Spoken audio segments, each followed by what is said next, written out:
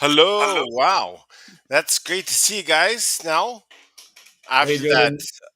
awesome intro breakdown, that countdown to maybe like a bomb going off. so so welcome to the live. We're just going to wait for people to come in here and now, if you just joined us today, just fire up the chat and just let us know that you're here. Number one, let us know if you have any questions. Let us know if you want to add to the conversation. If it really resonates, type in your point of views in the chat. We really appreciate it also. So we have a special guest all the way from Prague. I think one of the most beautiful cities in the world, right? Like it has Yes. that title. It's I haven't been there, but hopefully I can get there soon. So, Susanna, welcome. Of course, Mark, it's always good to see you. So, we're going to get this party started by really getting to know Susanna and how she helps entrepreneurs, CEOs, coaches, to public speak. And I believe that she's an active member of Toastmasters, and she's also an award winning public speaker. So that's great. Mark has an event coming up. Maybe you can give him some tips too. Yeah, for sure. Although I do have a public speaking experience. I've public spoken in front of audiences of 1,000 people, but no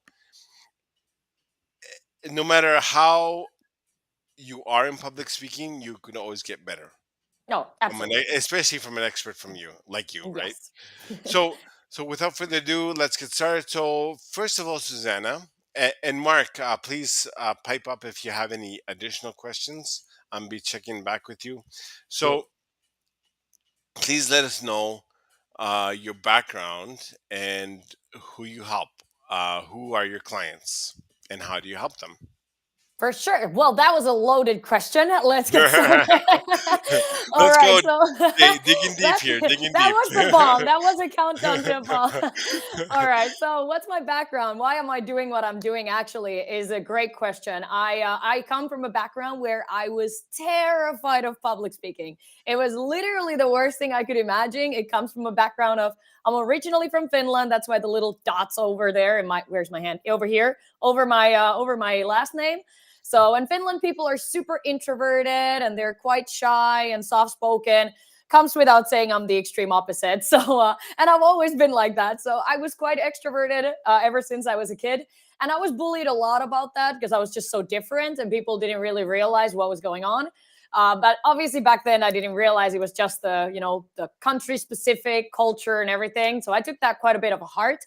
And then years and years and years went on, and I realized that I created a fear of public speaking from that experience and everything that I've gone through.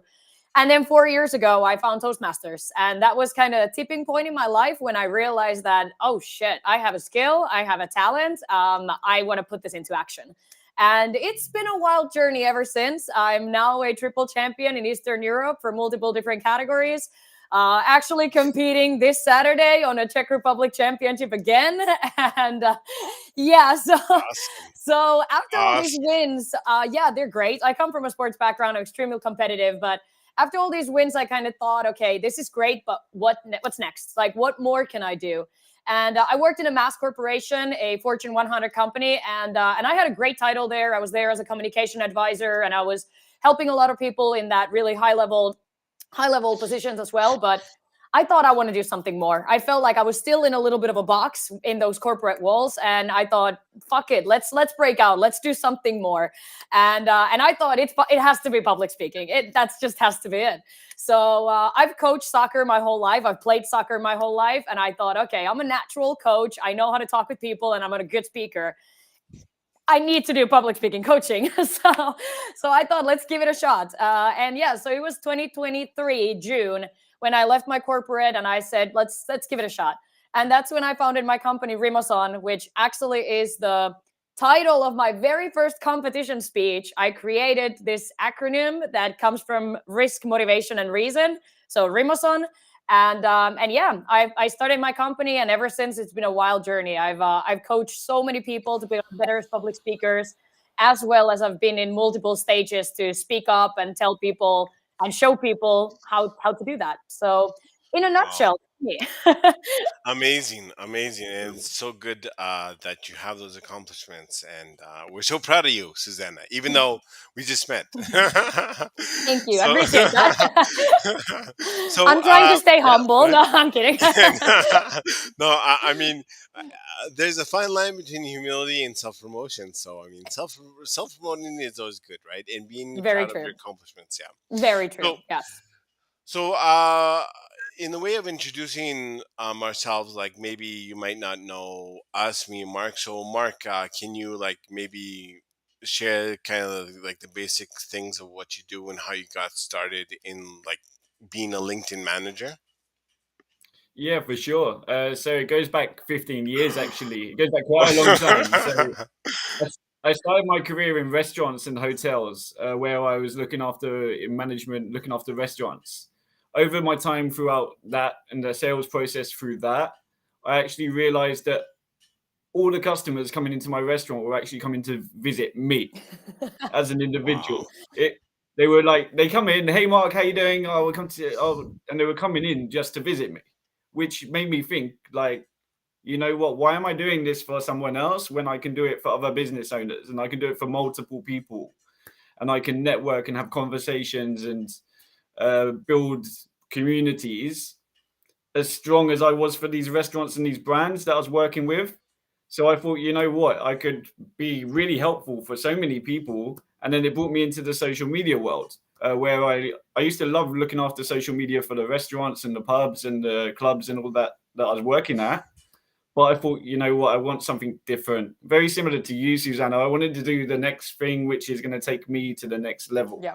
And how could I do that? I could do that by helping other business owners be successful in what they do and connect them with the right people so that they can have the opportunities. And that's me in a nutshell when it comes down to LinkedIn now. And that's what I do. I look after business owners and I bring them with other business owners and amazing, build the community. amazing, So Mark. why And yeah, go tiger? ahead, go ahead. You Oh, promised the me you're social gonna tell tiger. me what the social tiger is. So tell me. Yeah, yeah, Absolutely. I can awesome. promise. Good question, Okay. So Susanna. let me So, as you can imagine, so being for a front facing in a customer faced environment in restaurants for so many years, you have to be a certain element of social, right? You have to Mm, love that's true. interaction, you have to be social. So Very true. the social came from that. And actually, Tiger was my first cat that I had with my Oh, girlfriend 10 years ago, who is my wife now for the last 5 years. So that's how the social tiger came together. So it's got meaning behind me and meaning behind my family. That's really wow, sweet. that's awesome, Mark. That's awesome. So I guess I'll just do a minute or two about me. Really like coming from a background of like a disability and a speech impediment, I really had trouble like communicating, and after years and years of speech therapy, well, it didn't really work in my teens, and then being picked on, being made fun of, and so on and so forth. Last thing was on my mind was to be a top performer in software sales. That was the last thing.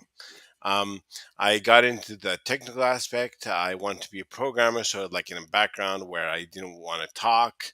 So went to school for programming, became successful in that. But then something inside me really clicked, and then I started to speak a little better, and then I started to make friends. I mean, this was when I was 16, making friends at 16, um, and so really becoming like a top performer in each one of the software sales companies that I've worked at, by dedication, hard work, and by repetitive script like memorization and stuff like that. So, and then I started to get involved with a massive business coach on LinkedIn who wanted me to help his clients get clients. So I became a top performer there, and then I'm like, this is like really, really feels good helping people instead of selling $50,000 packages to software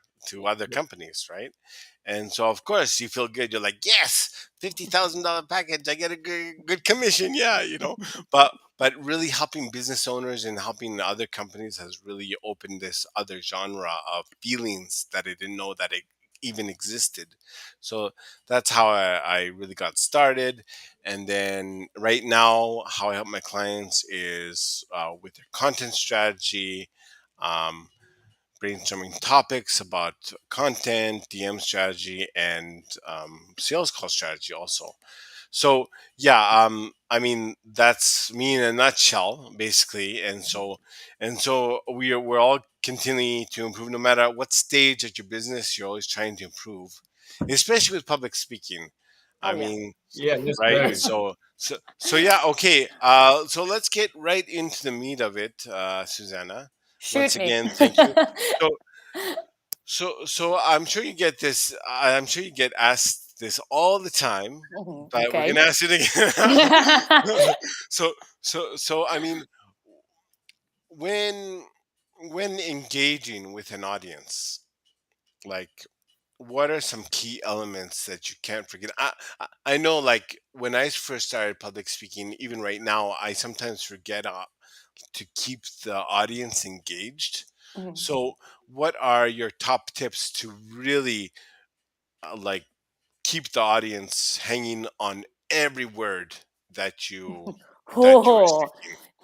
I'm not a magician, you know. No, no, no, No, I'm no, obviously no, joking. I'm obviously no, joking. no, I know, but but No, okay. but So when, yeah, if there's anybody, yeah. it's you that can give us some tips on that. That's fair. That's fair. No, but I'm gonna say right into the point. Nobody's perfect. That's for Yeah, sure.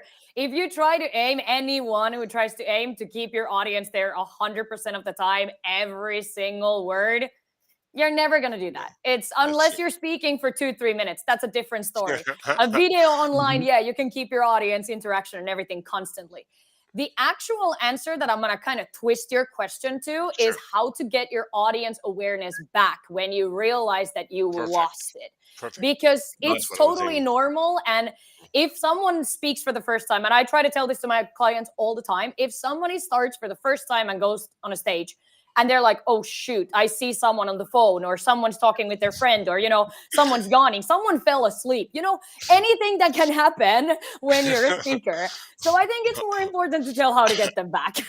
Yeah, So let's focus exactly. on that. All right, Okay, so there's a couple things that you can do. Number one is make a joke that will bring your audience back, because they will realize, even if they weren't listening, someone is laughing near them. They're like, shit, I missed something. What did I miss? And then they are like, ooh, I should have listened. And now they will keep listening. Humor is so easy when you master it to use that as your tool to get your audience back.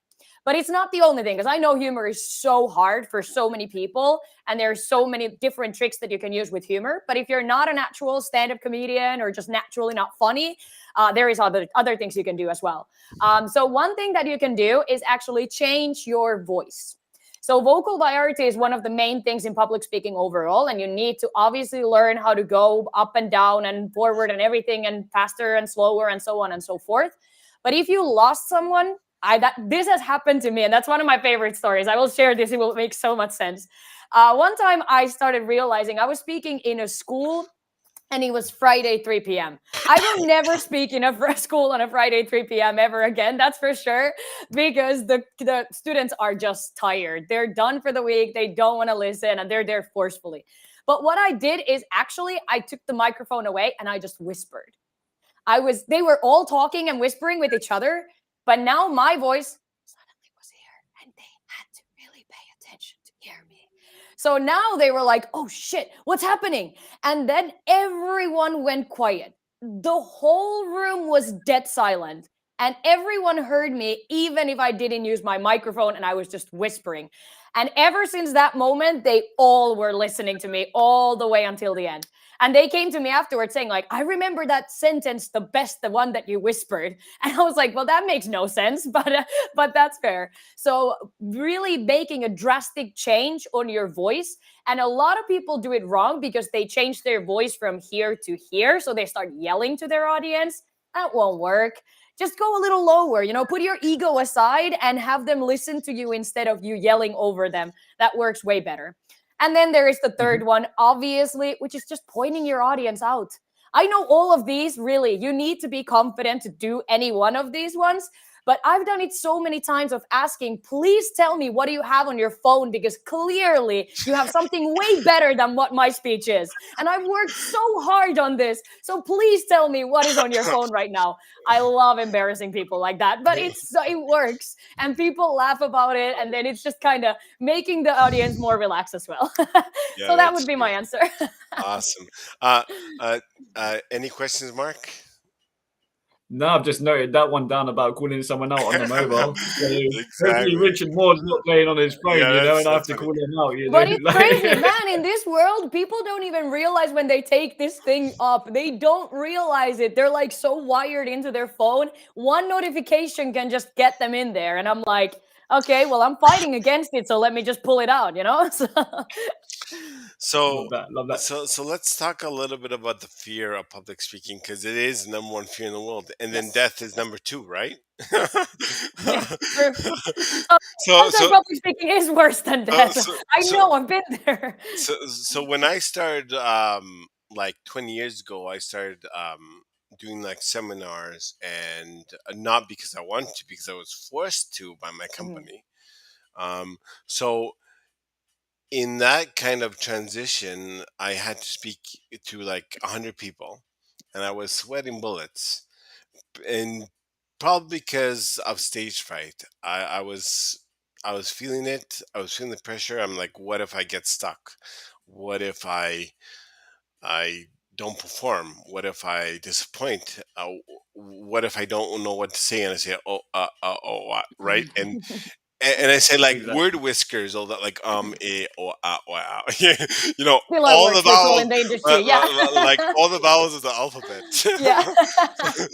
So what are your like top tips, and what are kind of the strategies that you teach people, like maybe CEOs, entrepreneurs, to really get past this kind of fear?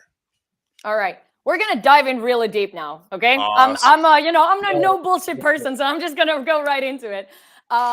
Self-reflection, number one. Mm. I do that with every single client. We need to see deeper what's in there. We need to see, why are you afraid? We need to understand, why is it still holding on to you, the fear? Because it's okay if, yeah, I've been bullied. Yeah, sometimes I'm like, what if they don't like me? What if someone yells something? What if that still happens? It's not going to go away. And I'm sorry if you guys don't want to hear that, but it's not going to go away. But you're going to learn how to control those thoughts, because now the thoughts are just going to come and you're going to be like, I'm fine, So you can control those emotions. But until you acknowledge those emotions, you will never be able to control them. That's 100% a truth. But since I know that all of you want a loophole, because self-reflection is hard and I don't want to do it, and it's difficult and it takes time and it's brutal, there is ways of training your nerves. So what I do with my clients, and I teach this to everyone who is extremely afraid, is, well, number one, I force my clients to self-reflect. But for everyone who doesn't do that, you can train your nerves with actually ice cubes. And it doesn't make any sense, so let me tell you how. So if you go and take an ice cube and you put that into your mouth and you close your mouth, you get this feeling that, oh, I want to take this out of my mouth. You get a brain freeze. So that's uncomfortable, right? So whenever you have the ice cube in your mouth, you want to take it out. It's not, a sociopath wants to keep an ice cube in their mouth, or if it's plus 30 degrees outside. But when you actually think, why is this uncomfortable? So it's super easy exercise that you can do at home, you can do wherever. You actually wake up your nerves. Now when you think, okay, I feel uncomfortable because this and this and this way you can start actually acknowledging in your brain of, why am I getting nervous? The other really crazy part about this, and there's zero science behind this, I just happen to know this based on every single nervous client of mine. If you put an ice cube in your mouth 10 minutes before you go on a stage, if you're super nervous, because anywhere where you are, there's a bar. Every bar has ice cubes. So you can always go and grab a glass of water and ask it with ice. So you can have it even right next to the stage and just pop one into your mouth 10 minutes before you go on a stage, because you will get that brain freeze. You will get so uncomfortable physically that now mentally you feel better. And it's crazy. It's absolutely crazy that it works, but it works every single time. So that's a loophole for a short term, but a long-term answer is self-reflection. Wow. Jordan, I think you're on mute. I can't hear you, but Right. I can see your mid lips. Wow, what do you think about that, Mark? Time for some I think I'm self-reflection. going to go grab my. I think I'm going to go grab my ice tray and take it with me to London. Oh, hey, why not the self-reflection, Mark? Self-reflection will be for the second time. So I'm looking forward to watching back the video and then adjusting and seeing what I did wrong and what I can improve on, and then self-reflecting from that. If that would that be the best way you would say, Susanna, No. to learn? Self-reflection is not you on a stage. Self-reflection is you. Like public speaking is you. Your voice is you. I know a lot of people say, oh yeah, I can go and write a script and then deliver it. No, you're an actor. Public speaking is you, and your stories are authentically yours. Those stories need to come out authentically. Hence, you and your past and your relationships and everything in your life needs to be self-reflected. And it takes time, okay? I said it's not an easy exercise. It takes time, it takes energy. It's easier with the beer, I'm just giving you hints, but it's really important. Yeah, for sure. Awesome. Wow, some mind-blowing tips, and we're only like 22 minutes in. Just like, well, we're solving the world's problems here. Basically. Well, no, I'm just in giving the 22 minutes. answers. No one's using them. No. Yeah, wow. Some very excellent, wise words there, Susanna, and definitely something that I have Absolutely. to improve on also. So, another angle, let's say if you have a CEO or business owner that's interested in getting into public speaking, and they're really trying to get into it, Mhm. and they don't find the strength within them to like really take the plunge. Mhm. um like what do you say to those kind of people, like kind of like they want to do it but Mhm. not really finding the way to get into it first, Yeah. and not really finding the courage within themselves to like what are the benefits of public speaking as an entrepreneur and CEO and stuff like that, Mhm. if I'm that going to makes tackle sense. this in Sure. two. So let's start Sure. from your first question. You Sure. gave me a beautiful alley-oop to say my quotation. Okay. When I Sure. started my career, I love quotations. I've always been a fan of everyone who has one. And I was like, I need one myself. So I came up with, it's always uncomfortable before it becomes comfortable, which hell yes, it is. Anything and everything in life is always uncomfortable before it becomes comfortable. And I mean it, anything. I've moved to other countries. I've learned other languages.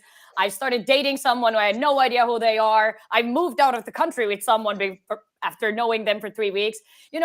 Yeah, I'm a little bit of a psychopath for doing that. But my husband is great now. That's who I left after it.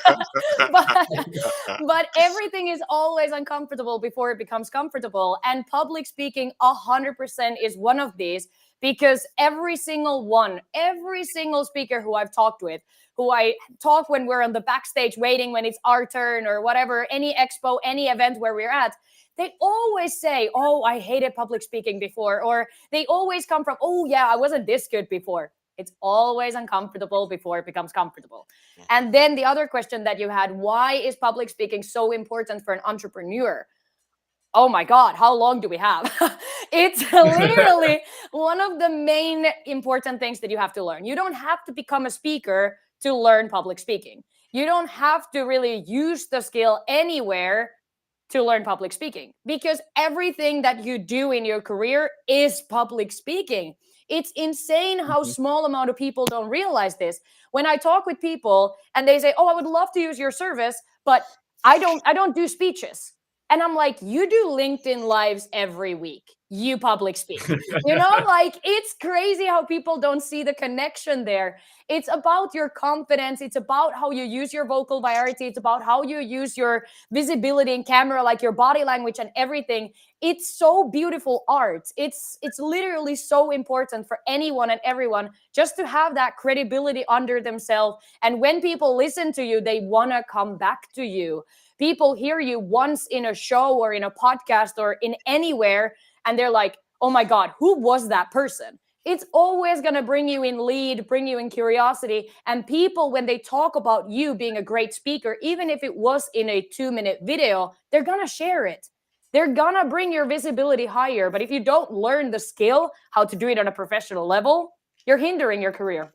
That's my brutal answer. Yeah. Yeah, I mean, it's so true.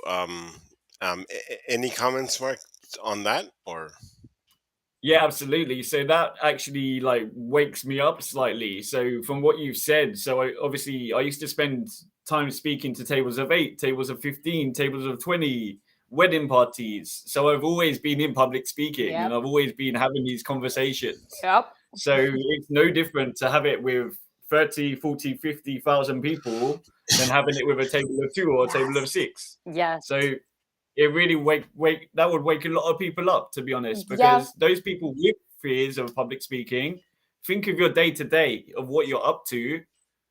You go onto the bus and you talk to the bus driver and you ask him for a ticket. You're public speaking to someone you don't know. Imagine when you're talking to your boss at work and you're like, or your co-founder, or anyone, your client. If you learn how to speak ad hoc with structure, oh man, you're gonna win any argument. It's insane when you learn how to put those words in your brain like ad hoc and no preparation. That's public speaking. It's that easy. So yeah, it's unfortunate how little amount of people sees that, but I hope I can wake up a lot of people, at least your listeners. oh yeah, 100%. So let's paint a picture here. Like you're in the middle of a speech, and there's hundreds to 1,000 people, and then you lose, like your mind goes blank. Um, and What do you do? what do you do? Yeah, exactly. Like you're like, okay, well, I mean, like. All right, I'm gonna give you 2 options for this one. Number 1, make humor out of it. Just make humor out of it. Tell people, oh God, I have a brain fart. I have no idea what I was gonna say. Just a second. They're people. They're listening to you. That's the most authentic thing you can say if you say it with confidence. If you say, oh shit. Sorry guys, I don't know. Just a second. They're gonna be like, who is this person? But if you say with confidence, if you own up your own mistakes, and it goes with anything in life, if you own up your own mistakes, people are gonna be like, oh shit, that's a human being. I actually just recently, and this is crazy that happened, I was so tired in one of the events that I was speaking, and I made a huge mistake. And I was like, oh my God. And I called myself out. I was like, guys, I'm so sorry. Like that was not supposed to be there. And let's keep going. And the people have heard me speak before. All of these people have heard me speak before. And they came to me afterwards saying, I'm so happy you made that mistake. And I was like, what? And they told me, they're like, now I can see you as a human and not as a, this professional speaker and everything. And I was like, so actually making mistake is kind of humanizing. That's good. The other answer that I can give you, because again, the first answer, you need confidence. You just need confidence to be able to do that. But the other answer is something that I do with my clients as well, is actually finding a reset for yourself.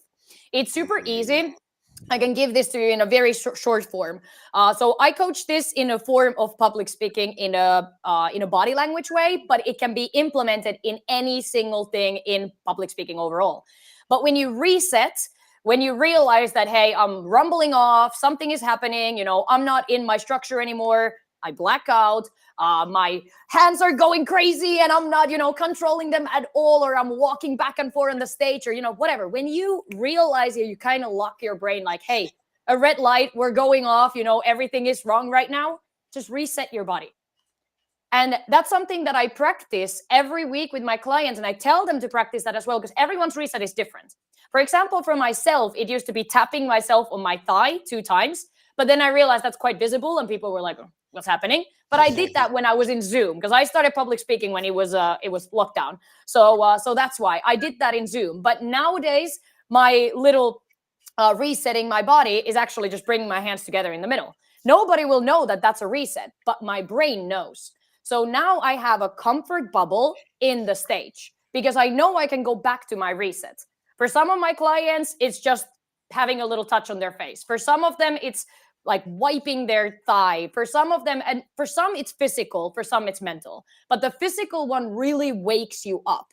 So really, and it sounds crazy, but go in front of a mirror and think, what could be my reset? What could I do that my audience doesn't know what it is? For all the women who's listening, it's really good to just tap your heel a little bit. Nobody will notice that. And for guys, for example, just adjusting your pocket or anything, it's really good because nobody will notice that that is something you do on purpose. It seems very natural. But when it's a natural movement that you have now told your brain, this is a reset button, you're now back to basics. So now you can take that deep breath a little faster than you normally would and then continue with your story. Yeah, Wow. that was actually my next question. You're a mind reader. No, just a speaker. Maybe in the future, I'll read your minds too. Any questions, Mark? Any? No, I think that one Yeah, was very very specific. nothing to, So, yeah. just like in conclusion, first of all, we have a couple in the audience. So please let us know if you have any questions for Susanna, or please let us know if you're even thinking about a public speaking career, or if you have a public speaking event coming up and you're super nervous about it, like like I was like, like I'm my gonna be partner in in your crime. DMs, Mac.